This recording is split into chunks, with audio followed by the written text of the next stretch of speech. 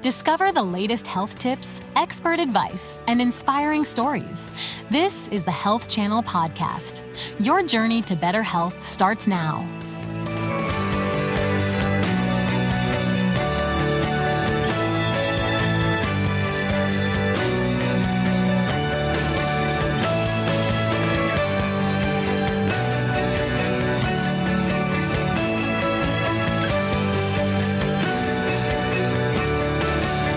Spine serves as the backbone of the body, both literally and figuratively. When disorders affect this critical support system, it can lead to a myriad of challenges. That's when modern medicine comes into play. From robotic-assisted spine surgery and disc replacement surgery to 3D printed implants, innovations in spine surgery are revolutionizing how we treat spinal conditions, offering patients quicker recovery times and better outcomes. Today, we'll explore the latest advancements that are pushing the boundaries of what's possible in spinal care and answer your questions on this episode of Ask the Doc. Welcome to Ask the Doc, the show where we encourage our viewers to send in their health questions. I'm Dr. Georgiy Brusovanik, a minimally invasive spine surgeon. And today we're going to be talking about recent advancements, innovations in spine surgery and how they work. Let's kick things off with a Facebook question from Theo. Theo asks, "Hi, Dr. Brusovanik, my older brother, Philip, just found out that he needs fusion surgery for spinal stenosis. I've heard that fusing the vertebra can severely limit your mobility. Is there another type of surgery he can have that's not so drastic or invasive?" Theo, I'm so glad that you asked these questions. Thank you for reaching out. So stenosis means narrowing of the canal. Patients who have stenosis will say that they have a significant limitations in how far they can walk. So they'll also say that they can sit comfortably. If your brother has a difficult time sitting, then he probably has something besides stenosis, such as a degenerative disc that is symptomatic. And then fusion surgery may help, disc replacement may help. So I would talk to your doc about why does he need a fusion surgery? Is the stenosis so severe that there's no way to decompress the canal? Because in general, when patients come to me and say they have stenosis and limitations in walking, but no real difficulty sitting, you could sneak in and do a really a very elegant, minimally invasive operation where you decompress the canal, create just a little bit more space for the nerves, and patients do amazing. They get up and go walking, and they say that their old symptoms are gone. A lot of these patients say they have a difficult time standing up straight. So that just disappears right after surgery. Thank you again for your question, Theo. Our next question comes to us from Michael, who reaches out to us on our very own website, allhealthtv.com.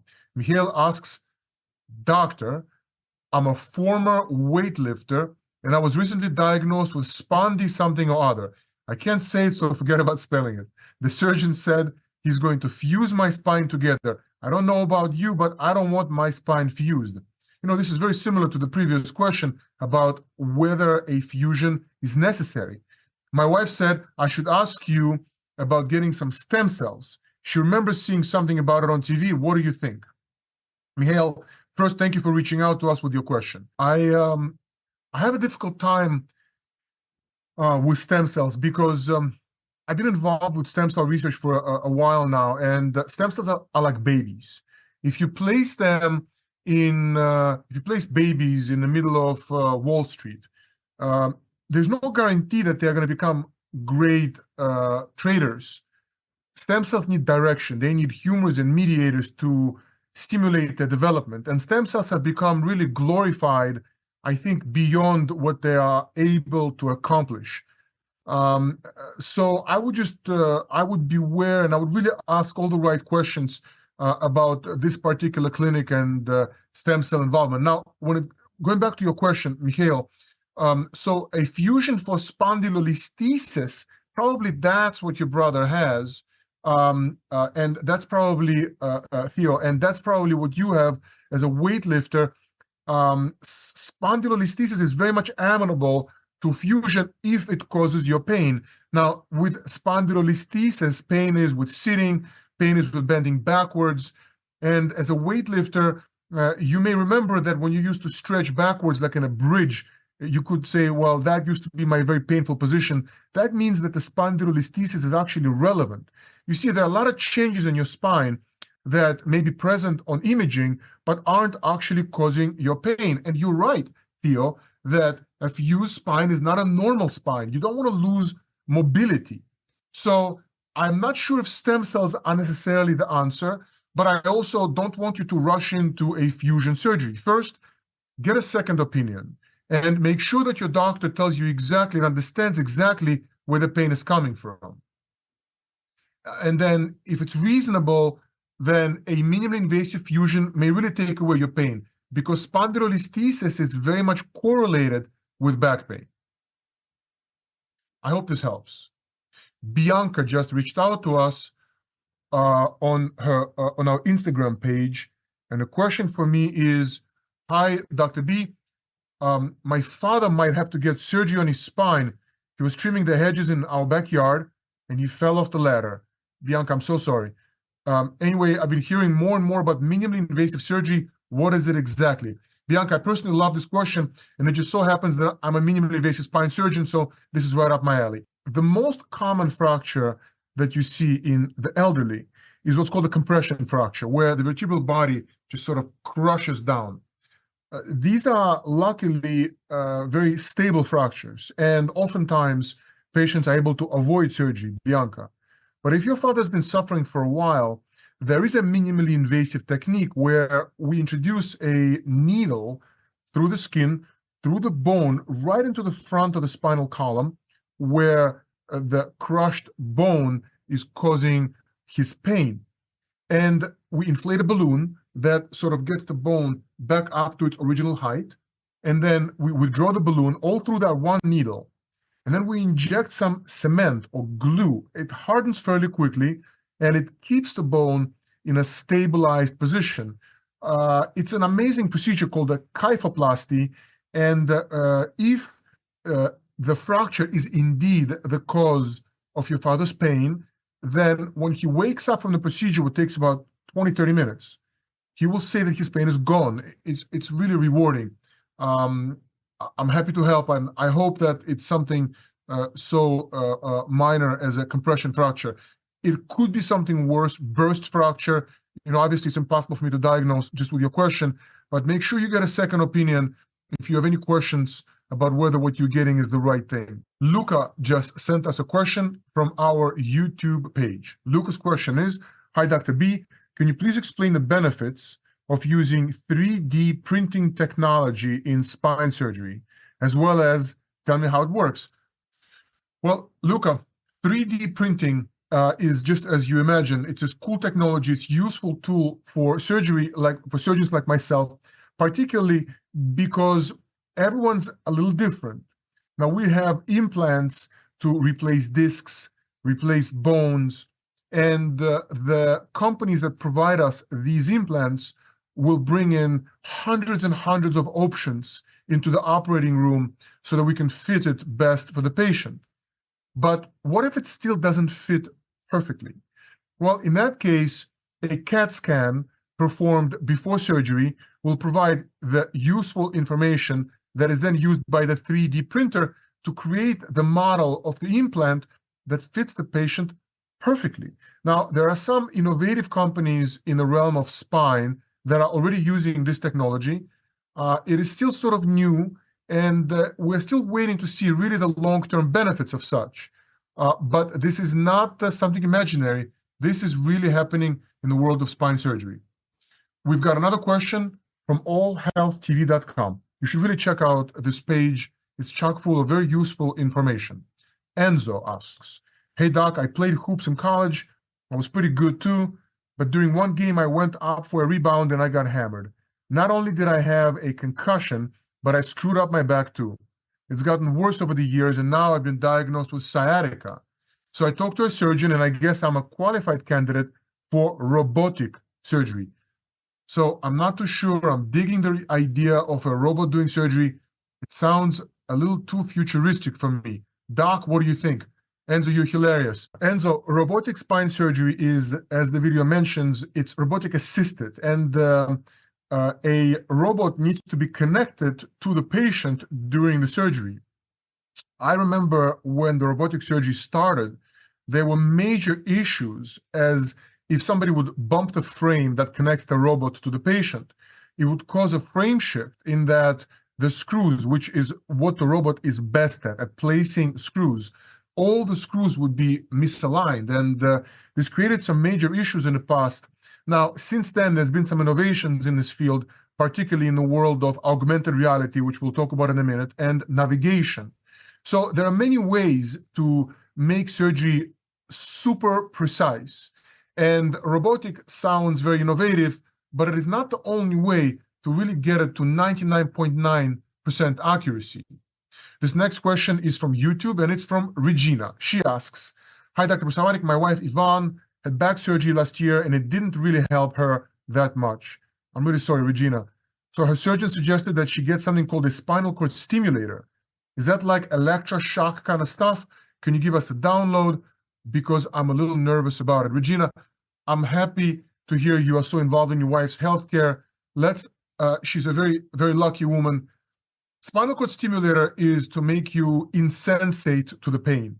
It does wonders for patients that are paralyzed and have pain related to the trauma. However, oftentimes I hear spinal cord stimulator being used for patients who have a real problem. And I always say to patients that in order to place the spinal cord stimulator, you have to have spine surgery. If you're going to have spine surgery, why not correct the underlying problem? Talk to your doctor and perhaps get a second opinion about whether your wife can actually correct the underlying issue. There are some innovative ways, minimally invasive ways nowadays to correct failed spine surgery. We've got a question from Jamarcus from Facebook. Jamarcus asks, "Hi, Dr. Brusovanik. I spoke to my orthopedic surgeon a few days ago, and he told me he's going to be using augmented reality goggles for my surgery." We just mentioned that. "I've worn them for some video games, but how do doctors use AR in surgery? As a gamer, I'm more curious than nervous." Jamarcus, that's an excellent question. I remember trying this technology out, and essentially there's a helmet that goes onto your head, and as I'm looking at the patient, I can see through them. It's as futuristic as it gets, but the reality is that it's a little bit over-technologized, because what we have now that's much more simple is looking at a screen and seeing exactly where the pedicles, which is a part of the bone where the screw usually goes, is supposed to go. So augmented reality, again, sounds very gimmicky and it's useful, but there are other alternatives. And the more technology you get to surgery, the more risk you get of that technology malfunctioning. It is an exciting world, though, and it's an amazing advancement. Now we're cooking. Up next is a question from Eva, which comes to us from YouTube. Eva asks, "Hi, Dr. Brusovanik. I'm 39 years old and I've been diagnosed with minimal osteoarthritis of the lumbar spine. What can I do to ease the pain and improve my condition?" Hi, Eva. Thank you for sending in this question, and I'm sorry to hear that you're in pain. If you have minimal osteoarthritis and you are in pain, then the most important thing is that you are in pain. It's hard to judge the severity of symptoms based on the severity of findings on the MRI. Sometimes the MRI is very bad and the patient's not terrible. Sometimes the MRI has early changes and the patient just can't live. Always try conservative care like epidural steroid injections, proper physical therapy. But if that fails and the patient continues to suffer, for young patients, there's now disc replacement. We can now maintain motion as opposed to placing screws and rods. We can get the patient's spine back to their original shape. So talk to your doctor about disc replacement, but also consider really maximizing conservative care with properly targeted epidural steroid injections. I guess it's a YouTube kind of a day. The next question comes to us from Hortensia, who asks, "Doctor, 9 years ago, I had a spinal infusion on my L5. Now I'm in pain again, and I've been told that my L4, L3 are messed up. I have spinal stenosis on my back, not looking forward to surgery. What do I do? How do I make that better?" Well, Hortensia, this is a very common issue. essentially, when you have a problem with two bones that have been fused, it is very possible, for example, in your case, I'm assuming you mean L4-5. It's very possible that after a fusion surgery, the level above L3-4 or the level below L5-S1 will degenerate. And you see there are these nerves that exit at every level. So if you correct the issue with this nerve, you may start having issue with another nerve right below it. So consider getting a proper injection at level above or at a level below, and make sure that that's exactly where the pain is coming from. If you can ensure that that's truly the source of your pain, there are very innovative ways to address what's called adjacent level disease, level above and level below, through this tiny incision made on the side of the patient's spine. Here's another question from our website, allhealthtv.com. Love it. Oksana's question for me is, hi, Dr. Brusovanik, what can you tell me about vertebral body tethering, VBT? I'm asking because my little Solnushka, Anushka, has severe scoliosis, and a doctor said that we need to get ahead of it. They said that these techniques will allow for growth and motion, and she's only 12 and still growing. They're good doctors, but they didn't do a great job explaining what VBT is. Would you mind filling in some of the gaps? Absolutely. So 12 years old is a little late for this procedure, but I have heard of this procedure being used in the little kiddos who have a tremendous amount of growth left. And VBT involves placing these devices alongside the spine, hooked onto the vertebra, and the patient, after surgery, after recovery, comes back to the doctor, who then brings a special device right next to the patient's back, and it literally makes the device elongate or grow. So VBT essentially guides a crooked spine with scoliosis into proper direction of growth. But get a second opinion. Even though you think your doctors are good, 12 years old is a little late for that procedure. Definitely, please get a second opinion. You can never have too many. So people keep them coming. I really appreciate all these questions. Speaking of questions, here's another one from our Instagram page, and Brody is looking for an answer to this short but very topical question. Hi, Dr. Brusovanik. What are the latest innovations in spinal disc replacement? Hi, Brody. This is an excellent question. It's right up my alley because I do a lot of disc replacement. So with disc replacement, we correct the loss of disc height, which is always associated with disc degeneration. The operation is really done from the front, which is surprising to many patients, but because it can be done in a minimally invasive fashion, you don't really injure the abdominal wall. You sneak around the abdominal contents, and you arrive at the spinal disc without really causing any significant injury. You remove the disc and then implant a true mobile device that restores patients' disc height, but maintains motion. You don't have to sacrifice motion, and that's significant on many levels, especially because long-term, it doesn't cause the same issues with degeneration below or above the fused segment as you would with a fusion. With a disc replacement, you keep your motion, and other levels don't degenerate with any expedited rate. I've been really blown away by this procedure because, truthfully, most patients wake up and their pain is gone, and it's almost immediately after surgery. Talk to your doctor about disc replacement. You will be very pleasantly surprised without having to pay those long-term costs of adjacent level degeneration. Thank you again for coming to this episode of Ask the Doc. We really appreciate all of your questions, and please keep them coming. I'm excited to talk to you more about these very intricate issues. And remember to access our website, All Health TV, with a chock full of really important information.